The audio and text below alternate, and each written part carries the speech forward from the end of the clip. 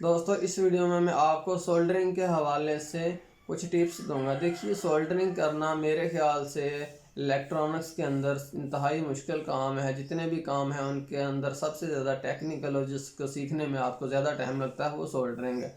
Soldering अगर हम कहें कि हमने आती है तो फिर तो 1 मिनट के अंदर आप सोल्डरिंग सीख जाओगे। काविया लेना है और उसको सोल्डरिंग आयरन लेना है और उसे टांका लगाना है। लेकिन अगर आप सही तरीके से इसकी टेक्निकल तरीके से, जिसको कहते हैं कि उस्ताद, वो बनना चाहते हो तो उसके लिए आपको बहुत ज़्यादा टाइम लगेगा। उसके लिए हो सकता है आपको सालों के साल लग जाएं।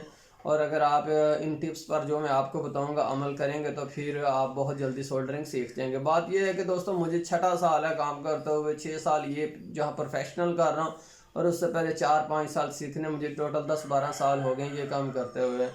तो कुछ बातें मैंने जो अपने काम शुरू करने के पहले साल, कुछ दूसरे, तीसरे, चौथे इस तरह सीखता रहा और कुछ जाकर मैंने अब सीखी हैं। तो जितनी बातें मैंने सीखी हैं, मेरे इतने साल मैंने लगाए हैं और ख़ुद से सीखी हैं, मैं आपको इस वीडियो में सारी की सारी बता देता हूँ ताकि आपको इतना साल ना लग जाए उस बात तक पहुँचने के लिए और आपको जल्दी से उन बातों का पता चल जाए।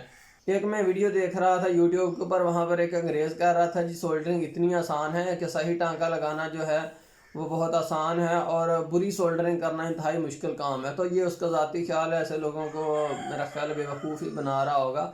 मेरा तो ज़ाती तो ये कहना है कि सोल्डरिंग सीखना एक इंतहाई टेक्निकल काम है और ये एक ऐसा काम है कि जिस पर आपकी पूरी तवज्जो और मेहनत की ज़रूरत है।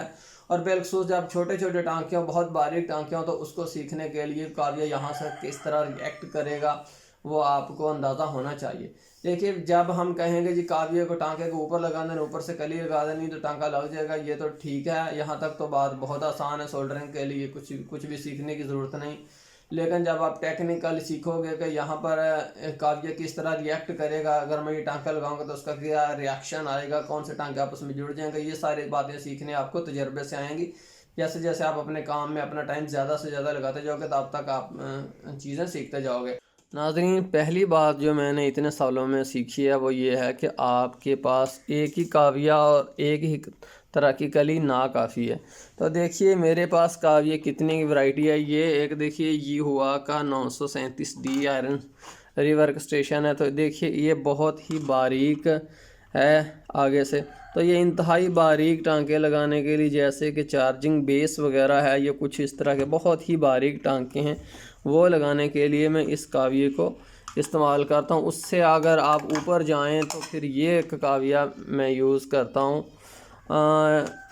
ये 30 वाट का बिजली से चलने वाला काविया। और उसकी देखें आगे से एक आपको टेक्निकल बात बताना चाहता हूँ कि ये आगे से इसका जो है बिल्कुल सीधा नहीं बल्कि इस तरह से टेढ़ा हुआ है। तो जब भी आप काविया लें तो उसकी आगे से बिल्कुल सीधा होता है, सीधा नहीं रहने देना। ये जो काविया है इसको आपने आगे से इस तरह से बेंड कर देना है। तो उसका फ़ायदा ये होगा कि जब आप यहाँ से इस्तेमाल करना चाहोगे ज़्यादा हीट तो फिर यहाँ से, वरना आप इसको इस तरफ से जहाँ से ये बेंड हुआ है इस तरफ से आप ज़्यादा हीट के लिए इसको इस्तेमाल कर सकते हो। तो ये बेंड कर लिया करें। मैंने ये सीखा है कि बेंड करने से बहुत ज़्यादा काम में आसानी हो जाती है। उसके बाद मेरा अगला जो काविया मैं यूज़ कर रहा हूँ वो है 60 वाट का काविया। तो ये एक काफ़ी बड़ा काविया बड़े बड़े टांके लगाने के लिए इस्तेमाल होता है, जहाँ पर फ़ौरन बहुत ज़्यादा हीट की ज़रूरत होती है। तो वो टांके जो हैं इस काविये से लगा दें, इसको आपको बेंड करने की ज़रूरत नहीं है। तो ये काविया, इसको भी मैंने बेंड नहीं किया हुआ, बिल्कुल सीधा ही है। इसको मैंने बेंड किया हुआ है और ये भी सीधा। आपके पास कम से कम 3 काविये होने चाहिए, जो बिल्कुल बारीक, दरमियाना और बहुत ज़्यादा हीट वाला काविया। जैसी आपकी रिक्वायरमेंट होगी वैसे आप इस्तेमाल करेंगे। इसके अलावा मैं कली भी 2 तरह की ही यूज़ करता हूँ। कली भी मेरे पास एक तरह की नहीं है। ये भी मैंने सीखा है बड़ा अरसा अपना ज़ाया करने के बाद कि जब आप एक ही कली से तमाम तरह के अपने काम नहीं कर सकते। तो ये जो कली है ये 0.7 mm की कली है, चाहे आप 0.8 mm की यूज़ कर लो। आम जनरल सारे के सारे टांके लगाने के लिए, सोल्डरिंग के लिए ये यूज़ कर लो। और ये जो कली है ये 0.4 mm की कली है। ये काफ़ी बारीक इसकी तार होती है। तो देखिए इनकी तार मैं आपको दिखा देता हूँ। ये देखिए ये इसकी तार है और ये इसकी तार है। ये तार इसकी थोड़ी सी मोटी है और ये जो तार है इसकी काफ़ी पतली है। तो इसके अलावा अब मैंने एक नई चीज़ भी सीखी है कि इससे भी 0.4 mm से भी बारीक कली आपके पास होनी चाहिए, जो इससे भी बारीक टांके लगाने के लिए आपको इस्तेमाल करनी पड़ेगी। उसके बाद नाज़रीन मैंने ये सीखा कि ये जो बिट है इसको साफ़ रखना, ये जो काविये की बिट होती है इंतहाई अहम और इंतहाई ज़रूरी काम है। अक्सर ये बिट जो है जब काली हो जाती है तो ये सोल्डर को पकड़ती ही नहीं। उसके लिए जो चीज़ है इस्तेमाल की जाएगी वो ये पेस्ट है। इसको सफ़ेद रंग की पेस्ट भी कह लेते हैं, इसको मोम भी कह लेते हैं। ये 10 रुपये की आती है, इस तरह की स्टील की डब्बी के अंदर होती है।